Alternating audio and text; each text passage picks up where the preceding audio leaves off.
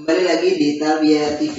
Oke, Satredi tadi alhamdulillah 20 orang perwakilan delegasi asosiasi ini negatif hasilnya semua ya, meskipun menunggu lebih dari waktu yang ditentukan ya, artinya menunggu yang deg-degan lebih panjang gitu ya.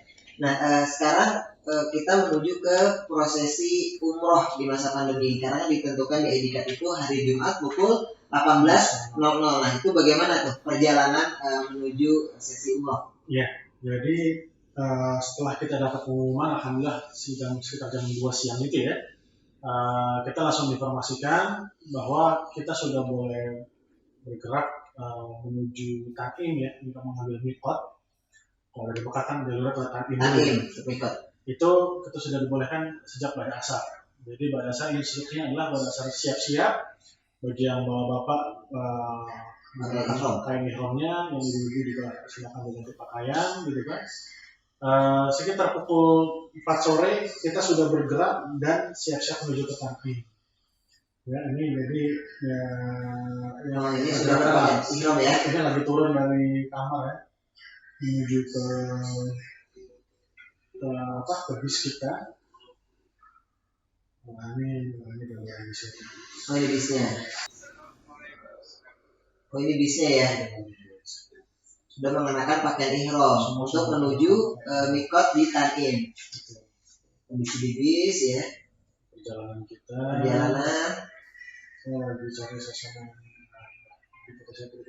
ini Takim ya, berarti menjelang pukul 5 sore ya. Ini sekitar 5 kurang lah. Tapi memang kita sudah diinstruksikan tidak bisa langsung bergerak. Kalau melihat waktu sebetulnya cukup ya kalau kita mau langsung sholat sunnah di sana, kemudian langsung bergerak ke Masjidil Haram. Jadi sebelum maghrib udah sampai sana itu bisa-bisa aja. Memang ya tadi instruksi kita semua pergerakan diatur oleh Kementerian Kesehatan, Kementerian Haji. Jadi kita baru bisa bergerak pada maghrib dari sana. Artinya menunggu di Takim di dalam masjidnya atau di bis? Ya dalam masjid. Di dalam masjid. Kita boleh di luar-luar seperti ini ya. Oh gitu. Suasananya ya santai aja. Kita sambil menghirup udara bebas ya. Namanya habis karantina 2 hari 3 hari. Masya Allah. Gimana kondisi cuacanya di sana lagi apa nih? Cuaca lagi musim dingin ya. Musim dingin ya. Kalau di Mekah sih relatif lebih mending karena suhunya rentang kalau malam-malam cuma sekitar 22-23 derajat. Siang hari 26, 27. Dan terlalu ekstrim lah ya. Untuk kita biasa tropis Indonesia gitu ya. Betul. Nah, dari tantangan sebetulnya nanti ketika di Madinah karena itu lebih dingin. Oh gitu. Aku lagi lihat itu ya ini suasana di Takim ya. Terbilang sepi. Padahal sebelum masa pandemi ini Takim ini selalu penuh ya untuk orang-orang dari berbagai negara untuk mengambil mikot ya. Oke. Jadi sampai di Takim itu sebenarnya masih jauh dari maghrib, tapi berdasarkan ketentuan Kementerian Kesehatan diminta sampai dengan maghrib tiba. Kemudian setelah maghrib sholat di Takim ya, sholat maghrib di Takim menuju ke Mekah gitu ya, kembali ke Masjidil Haram. Ada nggak perjalanan menuju Masjidil Haram nih, suasana? Ini ada, jadi setelah kita semua sholat maghrib, semua sudah sholat sunnah dan menghadap mikot ya, mengucapkan labbaik Allahumma umrah. Nah ini ada sedikit gambaran kita di bis untuk yang menyemarakan lah di suasana di bis. Berzikir ya. Karena zikir yang paling afdal kan ketika kita sudah mengambil mikot, ya banyak-banyak mengucapkan kalimat talbiyah. Jadi kita di bis sambil berjalan ya seperti ini saja. Sudah gelap ya, karena sudah menunjukkan waktu ini ya 18.23 nih. 18.23 ya betul. 18.23 nih, di sini terusnya 18.23 waktu Makkah ya. Ini adalah prosesi perjalanan dari mikot di Takim menuju ke Makkah. Oke, tinggal selanjutnya bagaimana kondisi setelah tiba di Makkah? Setelah kita sampai di Masjidil Haram, ketika kembali di Makkah, ini ada rute ya. Kita di sana diturunkan dari bis itu, ada jalur tersendiri ya untuk orang yang mau umroh. Ini penampilan ada tenda khusus untuk jalur orang yang mau umroh. Oke. Di sini kita dihitung dulu jumlah grup yang mau berangkat ada berapa orang. Jadi dipantau ketat, begitulah suasananya ya. Pemantauan pengawasan itu luar biasa. Nah, semua berbaris, menjaga jaraknya. Kalau sudah dicek jumlahnya sesuai, ya baru boleh masuk. Ini ada air yang dibagikan, air apa tuh, Ustaz Randy? Itu bukan air zam-zam ya? Bukan ya? Bukan. Jadi memang kondisi air biasa ya? Biasa dibagikan untuk persediaan kita, tapi bukan zam-zam. Zam-zam nanti akan dibagikan setelah tawaf. Oh. Kemudian ini ya setelah dari tenda tadi, ya inilah suasananya. Keluar ke pelataran Masjidil Haram ya? Pelataran ya. Jalur kita semua ada border-bordernya ya. Jadi jalur kita untuk umroh pun sudah ditentukan gitu. Nggak bisa main sembarang masuk jalur gitu. Oh, artinya pembatas-pembatas ini adalah untuk membuat kita lebih tertib gitu ya. Betul. Untuk bisa masuk ke Masjidil Haram. Oke, ditahan dulu.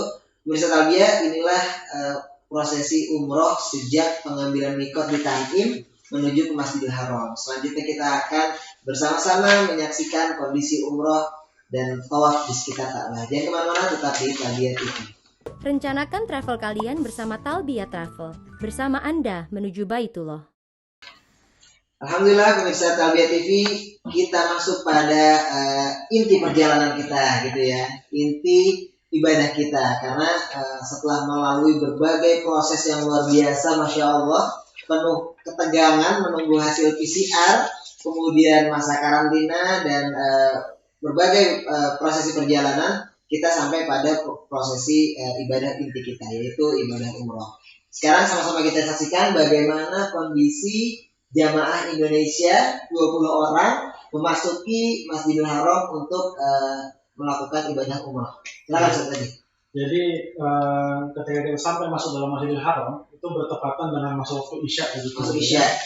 Jadi ya agak meleset sedikit lah dengan pergerakan jadwal kita, tapi tidak terlalu jauh. Nah ini kita ini sudah dalam Masjidil Haram. Masjidil Haram, kita langsung diarahkan ke area sini untuk sholat Isya terlebih dahulu. Ini lantai bawah ya? Dasar ya, lantai ground floor. Jadi kelihatan sini ada semua dibatasi jaraknya, ada tempat sholat yang ditentukan gitu. Nah kita dengar sholat di sini nggak boleh langsung masuk dulu. Nanti diarahkan oleh petugas-petugas ini, ya kita mau sholat. Oh jadi kita nggak bisa langsung menatap Ka'bah ya ketika masuk? Nggak bisa. Karena kalau udah dekat udah pasti langsung masuk area tawaf ya. Oke. Karena kemarin udah masuk persis azan. Jadi diarahkan kita langsung ditepikan di situ ada area buat sholat. Berarti artinya area sekitar Ka'bah itu, lantai di mana ada Ka'bah di situ nggak boleh lagi ada sholat di situ. Untuk sementara ini nggak boleh. Nggak boleh ya? Disterilkan semua. Masya Allah. Jadi yang boleh masuk area itu yang benar-benar untuk umrah saja. Untuk umrah tawaf ya. Nanti tawaf sunnah pun jika tidak umrah tidak ada ya. Oke, jadi ketika datang karena bertepatan dengan waktu Isya, diarahkan ke grand floor itu untuk melakukan sholat Isya dulu. Oke, setelah itu, nah setelah sholat Isya barulah kita benar-benar bisa bergerak, semua sudah baris rapi ya. Ini gambaran suasana ininya. Di sini di sini kan baru kelihatan ya Ka'bah ya. Masya Allah. Di jalan, terus itu jalurnya nanti kita ada eskalator di sana. Kemudian ya masuk ke proses tawafnya tadi. Masya Allah. Ini foto-foto ini saya nyari video supaya ada gambar. Oh iya. Jadi sudah dibuat batasan ya jalur ya? Jalurnya garisnya sudah ditentukan, jarak-jaraknya juga dipantau, dijaga gitu ya. Oh jadi selain yang berpakaian ihram, mereka adalah petugas-petugas tadi ya? Petugas saja, murni petugas, baik itu askar atau petugas kementerian haji atau kementerian kesehatan yang memantau kondisi di lapangan. Iya, tapi untuk menjaga kondusivitas tawaf ini banyak tim ya, dan mereka tidak berpakaian ihram ya, untuk membedakan ya antara jamaah yang sedang ibadah dengan petugas. Masya Allah. Jadi udah ada jalurnya sendiri, kemudian dijaga jarak. Nah jalurnya kita yang pilih atau diarahkan? Diarahkan. Diarahkan. Kita diarahkan. Alhamdulillah kita masuk yang nggak terlalu dalam, nggak terlalu luar lah ya, jadi cukup sedang. Dan ya sudah, kita di jalur itu nggak bisa pindah-pindah jalur sembarangan, kecuali diarahkan petugas. Memang terjadi sebetulnya di salah satu sebagian rombongan kita yang khususnya ibu-ibu ya, itu ketika ada area lingkar yang lebih dalam itu ada kosong, nah sebagian ibu-ibu kita itu dipisahin. Masuk ke area yang lebih lebih dekat ya. lebih dekat, jadi jalannya juga lebih enak gitu sebetulnya. Masya Allah. Selebihnya kita bapak tetap di jalur kita nggak ada yang dipindah. Oke, artinya yang kita dapati ya kondisi yang sangat berbeda di saat sebelum pandemi ini. Mirsa, biasanya kita melihat orang-orang nempel di pinggiran Ka'bah sini ya. Kemudian bisa bergantian menyium Hajar Aswad, kemudian bisa antri di Hijr Ismail.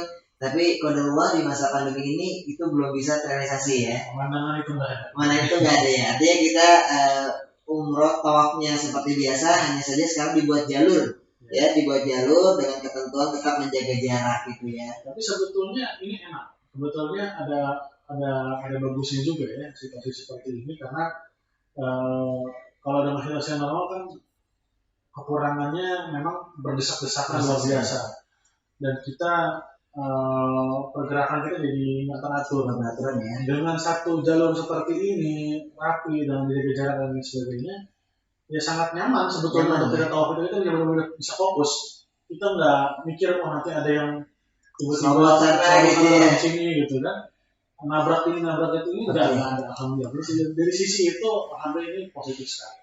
Ya, alhamdulillah untuk ibadah tawafnya itu bisa lebih kondusif ya, lebih khusyuk, meskipun ya semoga untuk dalam waktu dekat kita bisa lagi melakukan doa atau menyentuh Ka'bah di Multazam, Hajar Aswad dan Hijr Ismail. Tentunya harapan kita semoga pandemi ini segera berakhir dan kondisi ibadah bisa lebih baik lagi gitu ya, harusnya umroh. Jadi prosesi normal tetap tawaf sebanyak 7 kali sebagaimana dalam syariatnya. Kemudian setelah itu kita diperintahkan untuk melakukan sholat 2 rakaat. Ya. Tunggu, sebelumnya kan biasanya kalau rombongan umroh itu suka ada mutawif atau pembimbing yang membacakan kalimat-kalimat zikir. Nah, itu apakah diperbolehkan atau bagaimana? Masih diperbolehkan. Diperbolehkan. Kemarin juga Ustadz yang mutawif yang mendampingi kita tetap membimbing dari sisi itu. Ya walaupun memang karena kita sebelumnya adalah para perwakilan travel ya, ada yang sudah punya zikir-zikir yang biasa dicantumkan, sudah biasa didawamkan gitu, jadi ya hanya sebagian yang sebetulnya fokus untuk itu udah dibebaskan dari awal, nggak ada harus banget barang-barang, apalagi tadi ada situasi di mana ibu-ibu itu terpisah juga bisa. Dan memang semua rata-rata masing-masing sudah siap dengan buku zikir masing-masing, jadi dari sisi itu aman lah insya Allah. Artinya ketika terpisah dengan pembimbing atau mutawif sekalipun, mereka tetap bisa melakukan zikir-zikir dengan buku panduan gitu. Insya Allah Talbiyah menyediakan buku panduan ya, yang mudah dibaca, mudah dipelajari dan mudah diamalkan gitu ya, insya Allah. Oke, setelah itu berarti kita ke prosesi sholat 2 rakaat, sholat sunnah nih. Setelah tawaf, ada sholat sunnah 2 rakaat setelah tawaf, yang umumnya kita lakukan di belakang Hijr Ismail, di belakang Maqam Ibrahim. Ya, di belakang Maqam Ibrahim. Tapi karena tadi di awal katanya nggak ada ketentuan sholat di daerah lingkaran tawaf, nah itu bagaimana tuh ketentuan sholatnya? Iya, jadi kita diarahkan. Memang semua lantai tawaf itu semua steril, bersih, ya. Tidak ada yang sholat di sana. Jadi kita diarahkan ke arah area sa'i, tapi belum sampai ke area sa'i kita. Nanti di sana naik 1 lantai untuk ada area sholat seperti ini. Oh, ini di 1 lantai setelahnya ya? Ya, jadi menuju ke arah tempat sa'i, nanti naik 1 kali 1 lantai begitu, nanjak gitu ya. Nah, nanti ada area sholat seperti ini. Nanti coba suasana. Orang suasana di sini, orang berdoa di sini. Nah, ini juga kelihatan ya ada botol-botol air zam-zam. Nah, ada botol air zam-zam seperti ini, botol kecil ya. Patokan ukuran 330 ml. Oke. Berarti tadi ketika masuk di gerbang Masjidil Haram tadi, tenda kita dikasih air tapi bukan air zam-zam. Setelah tawaf tadi, nah kita dibagikan air zam-zam seperti ini. Oh, dengan ukuran sama ya, 300 ml ya. 300 ml. Setelah sholat di suasananya beginilah. Nanti setelah ini selesai, nah baru kita sa'i ya. Oke, jadi setelah pemirsa Talbiyah TV, setelah melakukan tawaf, nah ini juga yang berbeda dari sebelum pandemi ya. Biasanya kita bisa langsung sholat di belakang Maqam Ibrahim atau sejajarannya. Saat ini tidak bisa karena lokasi tawaf itu steril dari orang-orang sholat. Artinya tawaf hanya digunakan untuk tempat tawaf hanya digunakan untuk tawaf. Kalaupun mau sholat sunnah setelah melakukan tawaf itu dilakukan di lantai 2 hitungannya ya.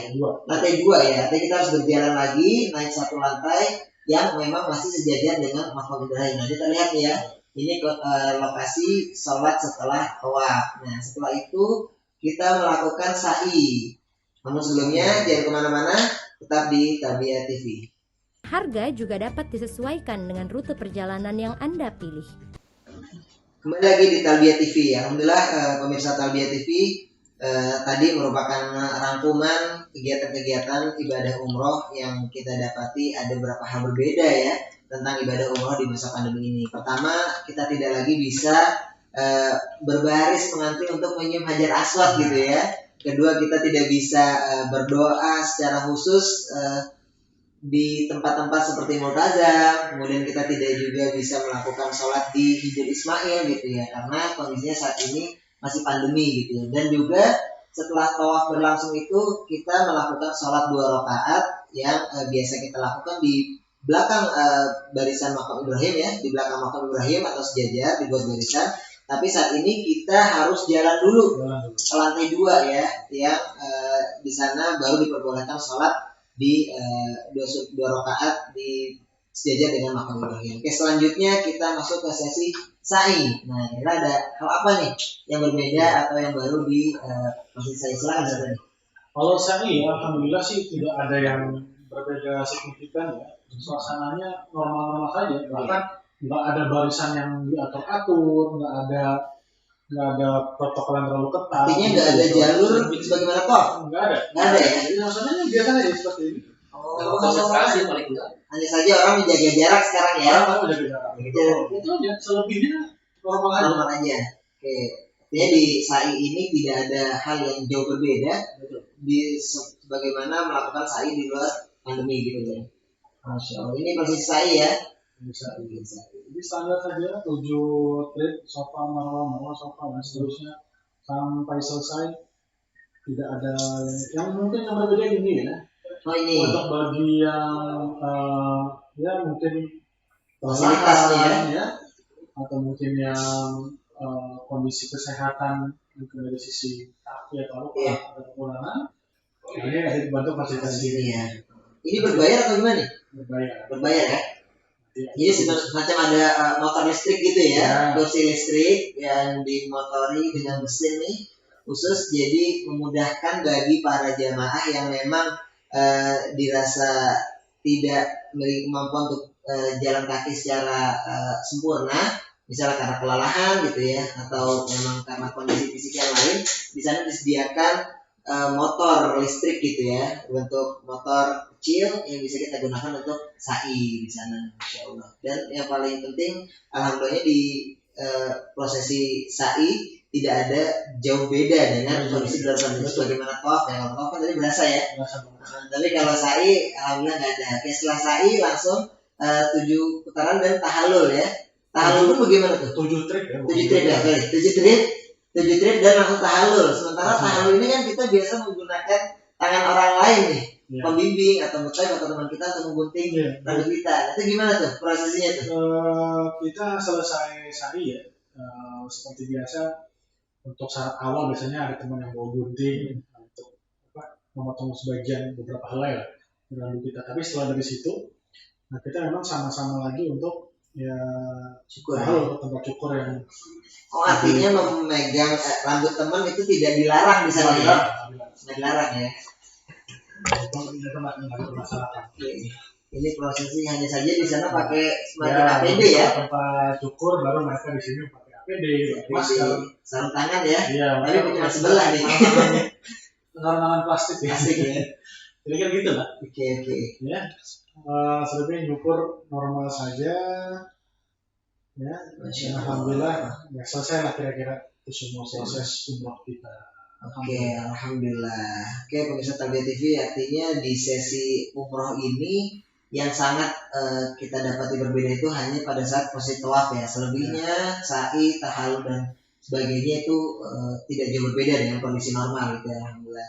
Oke, pemirsa Talbiyah TV, insyaallah kita tetap kembali berbincang-bincang tentang kondisi umroh di masa pandemi. Kira-kira bagaimana setelah kita umroh, apakah kita dikarantina lagi? Nah, atau kita sudah boleh mundar-mandir Masjidil Haram secara bebas? Yang kemana-mana tetap di Talbiyah TV. Rencanakan travel kalian bersama Talbiyah Travel. Bersama Anda menuju Baitullah. Alhamdulillah kembali lagi di Talbiyah TV.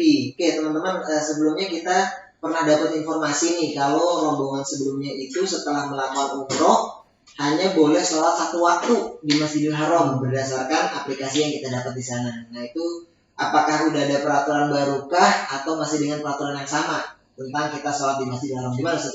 Iya, jadi terkait yang berita yang itu sepertinya terjadi untuk warga negara Saudi ya, yang entah kenapa, apakah ada masalah di aplikasinya atau apa, tidak clear. Tapi secara umum di sana yang kita perhatikan, yang kita saksikan langsung adalah ya semua warga negara Saudi itu bisa saja yang mau sholat 5 waktu di Masjidil Haram itu bisa, asalkan mereka menggunakan aplikasi. Orang yang mau umroh pun begitu, kecuali kita jamaah umroh Indonesia, ya kita nggak perlu pakai aplikasi karena itu aplikasi khusus untuk warga negara Saudi. Aplikasinya pun yang murni berbahasa Arab, tidak ada opsi untuk berbahasa Inggris dan lain sebagainya.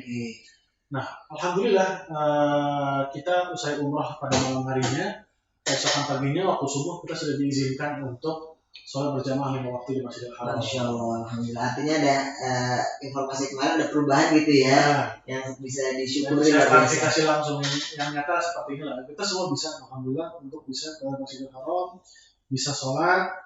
Yang menjadi pembeda sebetulnya hanya sedikit saja.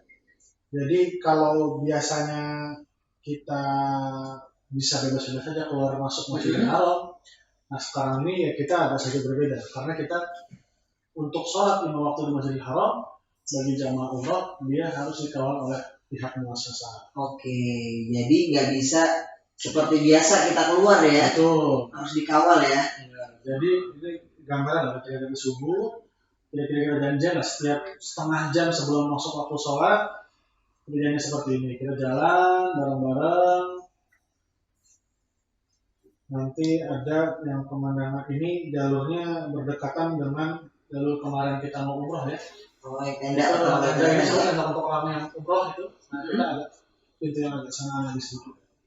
Tapi sebelah. Nah, mulai di sini, kita sudah diminta untuk ini jalur yang orang yang umroh ya. Umroh ya, dari ambil mikot tadi ya. Betul. Mulai masuk ke situ jalurnya untuk yang umroh. Khusus untuk umroh. Betul. Nah, kalau di luar itu yang ingin melakukan sholat, tapi lewat pintu sebelahnya. Mulai di sini kita harus satu baris, satu jalur. Nanti masuk dari pintu sebelah sana.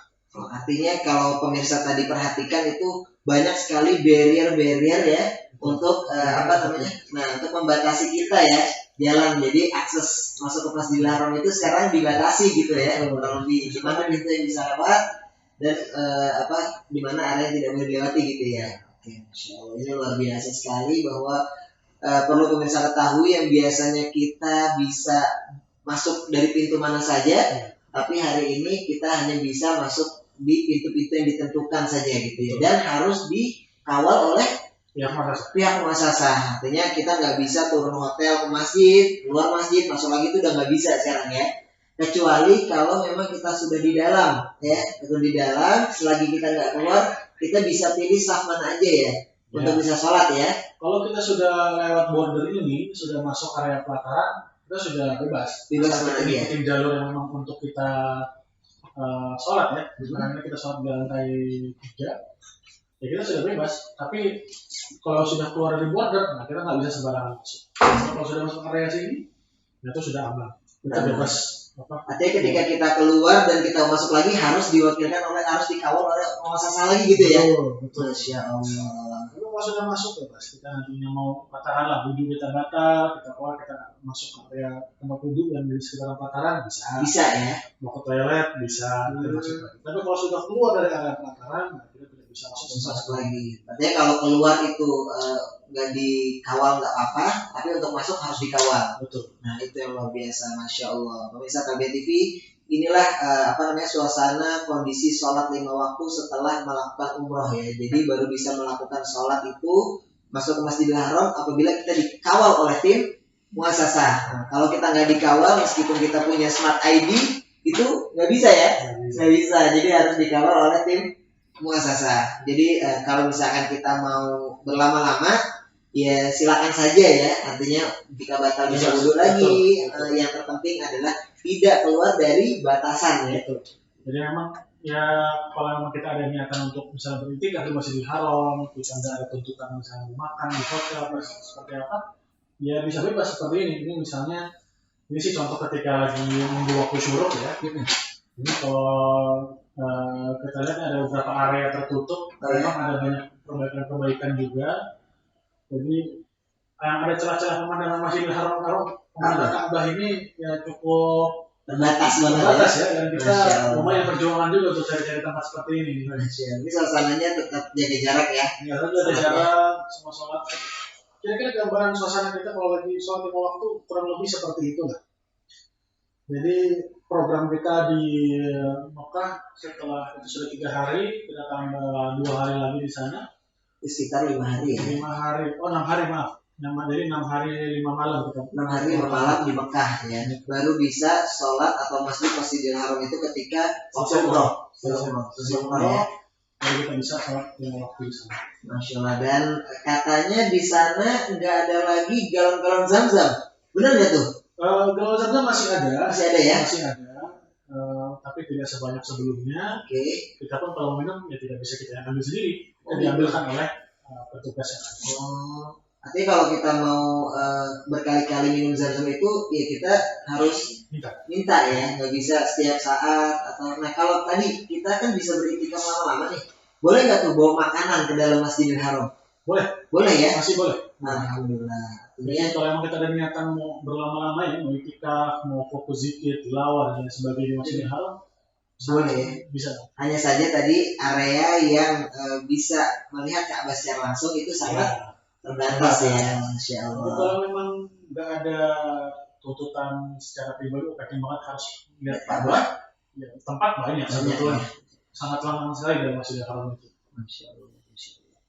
Oke, pemirsa Talbiyah TV, itulah kondisi sholat di Masjidil Haram terkini ya. Jadi masih banyak sekali aturan-aturan yang harus kita jalani untuk bisa masuk ke dalam Masjidil Haram. Dan alhamdulillah tadi galon-galon Zam-Zam masih ada ya, galon Zam-Zam masih ada, kita bisa minum, hanya saja tidak bisa ambil sendiri, tapi harus diambilkan oleh orang lain. Dan kurang lebih sekitar 5 hari atau 6 hari 5 malam ya, 6 hari 5 malam rombongan asosiasi yang 20 orang ini bisa menjalani aktivitas di Masjidil Haram. Selanjutnya kita akan membahas kondisi umroh di Masjid Nabawi Madinah.